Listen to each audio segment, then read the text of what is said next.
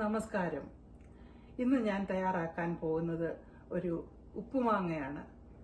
അതിനുള്ള മാങ്ങ വീട്ടിലുള്ളതോ സ്റ്റോറിൽ നിന്ന് വാങ്ങിക്കുന്നതോ ഉപയോഗിക്കാവുന്നതാണ്. പച്ചമാങ്ങയും പഴുത്ത മാങ്ങയും ഒക്കെ ഉപയോഗിക്കാവുന്നതാണ്. ഞാൻ പച്ചമാങ്ങയാണ് ഉപയോഗിക്കുന്നത്. ഇത് സ്റ്റോറിൽ നിന്ന് വാങ്ങിയതാണ്. വീഡിയോ എല്ലാവർക്കും ഇഷ്ടമാകുമെന്ന് കരുതുന്നു.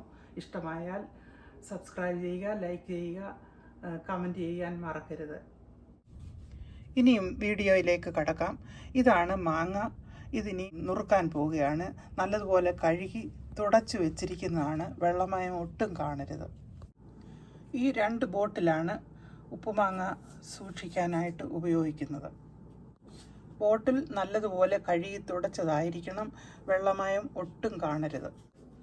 ഉപ്പുമാങ്ങയ്ക്ക് ചേർക്കാനുള്ള വെള്ളം ഇത് 2.5 ലിറ്റർ ഉണ്ട്. അത് തിളപ്പിച്ച് ആറിച്ച് വെച്ചിരിക്കുകയാണ്. 5 ടേബിൾ സ്പൂൺ സോൾട്ട് ഇതിൽ ചേർത്തിട്ടുണ്ട്. മാങ്ങ ഇങ്ങനെ പൂളിയെടുക്കുക. ഈ വിധത്തിലുള്ള കഷ്ണങ്ങളാക്കി എടുക്കുക. കഷ്ണങ്ങളാക്കിയ മാങ്ങയാണ് ഇരിക്കുന്നത്. ഇനി അതിലേക്ക് ചേർക്കാനുള്ള ഐറ്റങ്ങളാണിത്. ഗാർലിക് ഒരു 1/2 കപ്പ് ഉണ്ട്. കുറച്ച് കറി leaf fresh, ginger 2 table spoon ഉണ്ട്. ഇത് പച്ചമുളക് ഇതുപോലെ വലുതാണെങ്കിൽ 2ആയിട്ട് മുറിച്ച് കീറിയിടുക.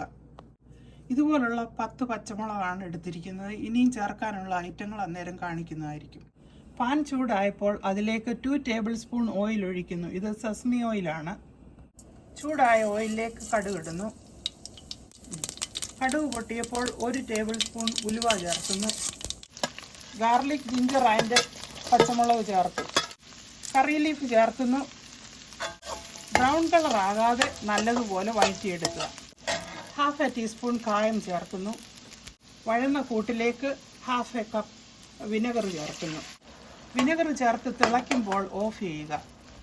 ഈ വഴറ്റി ചേർക്കുന്ന പാർട്ട് ഓപ്ഷനിലാണ്. നിങ്ങൾക്ക് ഇഷ്ടമുണ്ടെങ്കിൽ ഇങ്ങനെ ചേർക്കുക, അല്ലെങ്കിൽ വഴറ്റാൻ ചേർത്താലും മതി. എൻ്റെ മെത്തേഡാണ് ഈ കാണിക്കുന്നത്.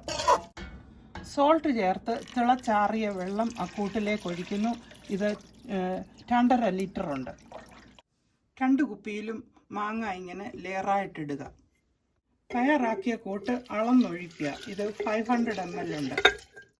അതിനുശേഷം വഴറ്റിയ മുളകും ഉള്ളി ഇഞ്ചിയും ഇടുന്നു. വീണ്ടും മാങ്ങ അടുത്ത ലെയർ ഇടുന്നു. റിപ്പീറ്റ് ചെയ്യുന്നു. തയ്യാറാക്കിയ കൂട്ടൊക്കെ ചേർത്ത് കഴിഞ്ഞു. ഇങ്ങനെ നല്ലതുപോലെയൊന്ന് മിക്സ് ചെയ്യുക. പുളി കുറഞ്ഞ മാങ്ങയാണെങ്കിൽ കുറച്ചുകൂടി വിനെഗർ ചേർക്കുന്നതുകൊണ്ട് കുഴപ്പമില്ല. ഉപ്പ് കുറച്ച് മുന്നോട്ട് നിൽക്കുന്നതാണ് നല്ലത്. കുറച്ച് ദിവസം കഴിയുമ്പോൾ അത് മാങ്ങയിൽ നല്ലപോലെ പിടിക്കും. 2 മണിക്കൂർ തുറന്നു വെച്ചതിന് ശേഷം അടയ്ക്കുക. ഉപ്പുമാങ്ങ റെഡിയായി കഴിഞ്ഞു. ഇത് 3 ദിവസമെങ്കിലും കൗണ്ടറിൽ തന്നെ സൂക്ഷിക്കുന്നതായിരിക്കും. അത് കഴിഞ്ഞ് ഞാൻ ഫ്രിഡ്ജിലാണ് ഉപ്പുമാങ്ങ സൂക്ഷിക്കുന്നത്.